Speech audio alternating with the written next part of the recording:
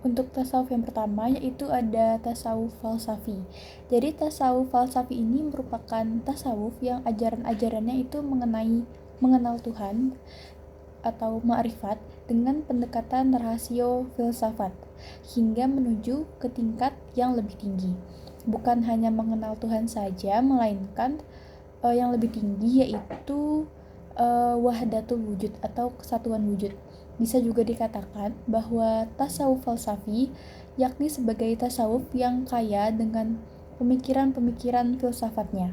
Metode pendekatan tasawuf falsafi lebih menonjol kepada segi teoritis sehingga dalam konsep-konsep tasawuf falsafi lebih mengedepankan asas rasional dengan pendekatan-pendekatan filosofis.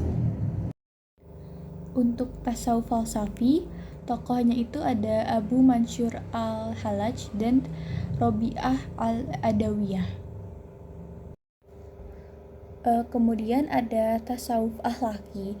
Jadi tasawuf akhlaki itu adalah tasawuf yang berkonsentrasi pada perbaikan akhlak manusia, mencari hakikat kebenaran yang mewujudkan manusia yang dapat bermakrifat kepada Allah Subhanahu wa taala dengan metode-metode tertentu yang telah dirumuskan.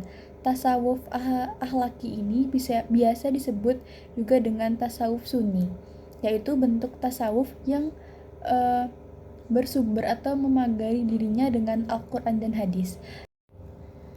Jadi karakteristik dari tasawuf akhlaki ini yang biasanya yang pertama itu berlandaskan atau bersumber dari Al-Quran dan hadis.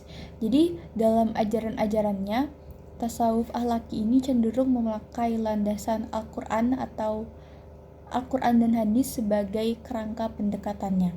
Yang kedua, kesinambungan antara hakikat dengan syariat, yaitu keterkaitan antara tasawuf sebagai aspek batiniyahnya dan fikih sebagai aspek lahirnya. Yang ketiga, lebih bersifat mengajarkan dualisme dalam hubungan antar Tuhan dan manusia. Untuk tokoh-tokoh dalam tasawuf ini, yang pertama itu ada Al-Ghazali, lalu ada Hasan Basri, dan Al-Muhasibi. Selanjutnya ada tasawuf salafi. Jadi tasawuf salafi ini mengacu pada pemurnian ajaran Islam yang berlandaskan Al-Quran dan Sunnah dengan pemahaman generasi salaf atau 3 generasi awal Islam seperti sahabat, tabi'in, dan tabi'ut tabi'in. Ciri khas dari tasawuf salafi ini lebih fokus pada syariat dan cenderung kritis terhadap beberapa aspek dalam tasawuf yang dianggap tidak sesuai dengan ajaran murni Islam seperti praktik-praktik mistis tertentu. Tokohnya itu ada Ibnu Qayyim al-Jauziyah.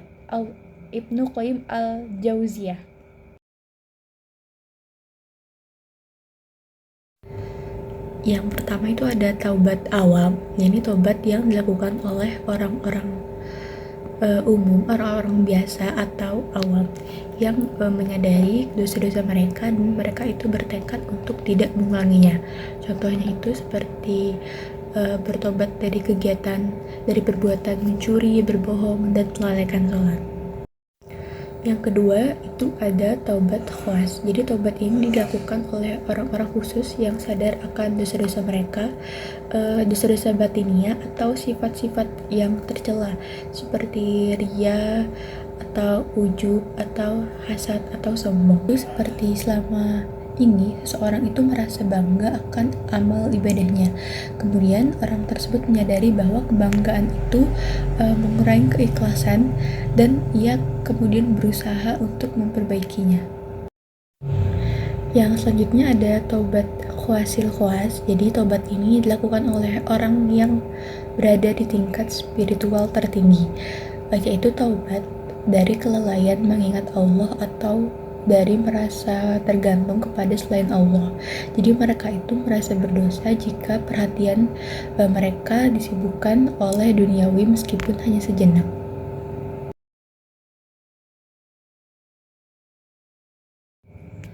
Yang pertama itu ada syariat. Jadi syariat itu merupakan ajaran atau aturan dalam hukum Islam yang harus diikuti setiap muslim.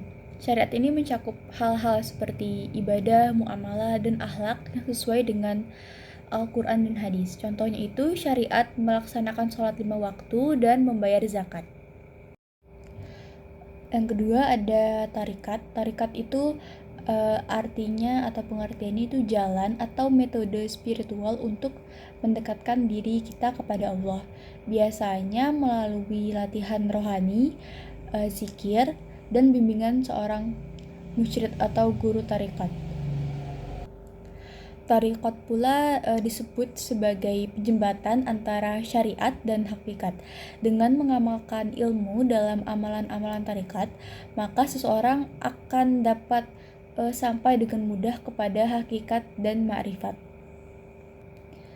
Dan contoh dari tarikat ini adalah seperti kita melakukan zikir tertentu secara rutin sesuai dengan ajaran dari tarikat itu sendiri. Yang ketiga itu adalah hakikat. Jadi makna hakikat itu adalah kebenaran atau kenyataan yang sebenarnya. Asal katanya dari bahasa Arab yaitu al-haq. Jadi dalam hubungannya dengan syariat dan tarikat, hakikat diartikan sebagai makna terdalam dari praktik dan petunjuk yang ada pada syariat dan tarikat. Jika dianalogikan, jadi maka syariat itu diibaratkan ilmu tentang obat, tarikat adalah pengobatannya, dan hakikat adalah kesehatan. Dengan demikian, hakikat dianggap sebagai tahap ketiga dalam tingkatan ilmu tasawuf setelah syariat dan tarikat. Sebagai suatu tahapan dalam perjalanan spiritual umat Islam atau orang menjalankan ini menuju Allah atau yang disebut sebagai al-haq. Contoh dari hakikat itu sendiri seperti kita tuh paham bahwa sholat itu bukan hanya sebuah atau sekedar gerakan fisik, tetapi sebagai wujud komunikasi manusia langsung kepada Allah Subhanahu wa Ta'ala. Yang keempat atau yang terakhir itu ada ma'rifat. Jadi istilah ma'rifat dalam tasawuf itu merujuk atau menunjukkan kedudukan paling tinggi dari 4 tingkatan sebelumnya. Dari 3 tingkatan sebelumnya. Kedudukan ini menjadi tujuan para sufi, dan pada tahap inilah mereka mempercayai keyakinan-keyakinan yang ajaib yang terjadi pada seorang sufi yang mencapainya. Jadi pada tahap ini seorang sufi merasa bahwa mereka itu mengenal Allah dengan hati dan jiwanya. Contohnya itu merasakan kehadiran Allah Subhanahu wa Ta'ala pada setiap detik kehidupan yang ia jalani.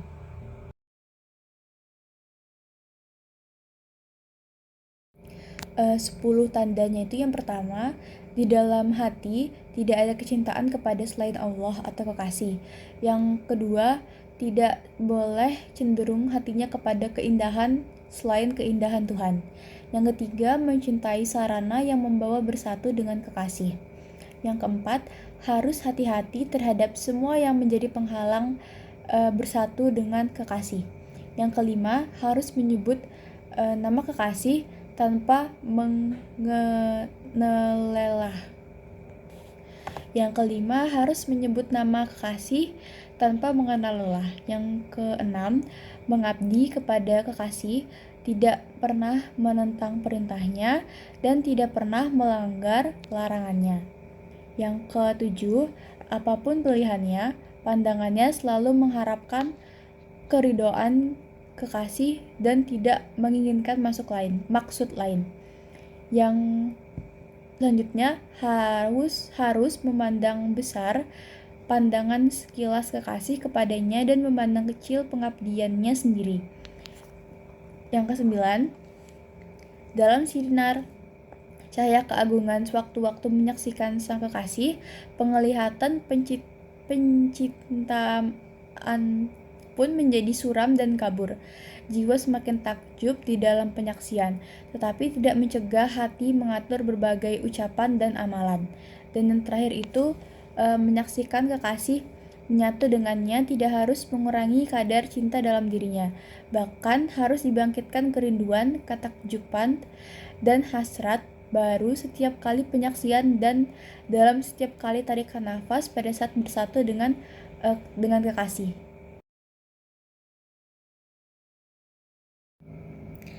Jadi al-wahdat Asyuhud secara etimologi berarti kesendirian, keadaan sendiri, keadaan bersendiri, kesatuan, atau keesaan. Syuhud merupakan kata jamak dari syahada yang berarti saksi. Pelakunya al-musyahad yang berarti penonton atau penyaksi. Dalam pengertiannya, al-wahdah al-syuhud, dikenal juga tauhid syuhud, adalah melihat zat tunggal. Dalam persepsi seorang sufi, tidak ada sesuatu kecuali zat tunggal. Jadi, pandangan bahwa hanya Allah yang benar-benar eksis dalam kesadaran hamba. Alam semesta terlihat nyata, tetapi hakikatnya hanyalah refleksi dari Allah. Fokusnya adalah pada penyaksian hamba terhadap Allah, bukan kesatuan eksistensinya. Contohnya itu seperti seorang sufi yang melihat keindahan alam, namun menyadari bahwa keindahan alam itu adalah refleksi dari keagungan Allah, bukan dari alam itu sendiri. Contoh analoginya itu seperti melihat pohon di air, bayangan itu tampak nyata, tetapi kita itu tahu bahwa sejatinya pohon itu ada di atas, bukan bayangannya. Jadi pohon yang ada di air itu bukan pohon. Selanjutnya ada wahdah al-wujud. Jadi wahdah al-wujud itu berasal dari dua kata. Wahdat yang berarti sendiri atau tunggal atau kesatuan, sedangkan al-wujud itu artinya ada. Jadi wahdat al-wujud berarti kesatuan wujud atau bentuk. Jadi ini seperti pandangan bahwa segala sesuatu yang ada adalah manifestasi atau tajali atau penampakan dari Allah. Tidak ada wujud independen selain Allah, dan makhluk hanyalah penampilan dari wujudnya. Contohnya itu ketika kita melihat keberadaan makhluk hidup, seorang sufi menyadari bahwa semua itu adalah manifestasi dari wujud Allah yang menciptakan dan menghidupkan. Analoginya itu seperti matahari dan cahayanya. Matahari adalah sumber, sedangkan cahaya yang tampak di mana-mana adalah manifestasi dari matahari itu sendiri. Kemudian ada hulul. Jadi hulul itu merupakan penyatuan kodrat ilahi dan kodrat manusia. Dalam arti harfiah, hulul berarti Tuhan mengambil tempat dalam tubuh manusia tertentu, yaitu manusia yang telah mampu menghilangkan sifat kemanusiaannya melalui fana. Contohnya itu untuk hulul seperti dalam pengalaman spiritual, seorang sufi merasa bahwa Allah itu hadir dalam dirinya, tetapi bukan berarti dia adalah Allah. Untuk analoginya seperti listrik yang mengalir dengan sebuah lampu, kemudian lampu itu menyala karena adanya listrik, tetapi listrik tersebut tidak identik dengan lampu. Lalu ada itihad. Jadi itihad itu penyatuan antara manusia dengan Tuhan. Jika seorang sufi dalam keadaan fana, maka pada saat itu dia telah mampu menyatu dengan Tuhan, sehingga wujudnya abadi atau al-baqa. Dalam kombinasi itu, ia menemukan esensi jati dirinya sebagai manusia yang berasal dari Tuhan. Itulah yang dimaksud dengan itihad. Jadi dalam kondisi ini, tidak ada lagi perbedaan antara hamba dan Allah secara spiritual, tetapi tetap tidak berarti hamba menjadi Tuhan gitu. Untuk contohnya, seorang sufi merasa dirinya larut sepenuhnya dalam kehadiran Allah, sehingga ia tidak merasakan lagi dirinya secara individu.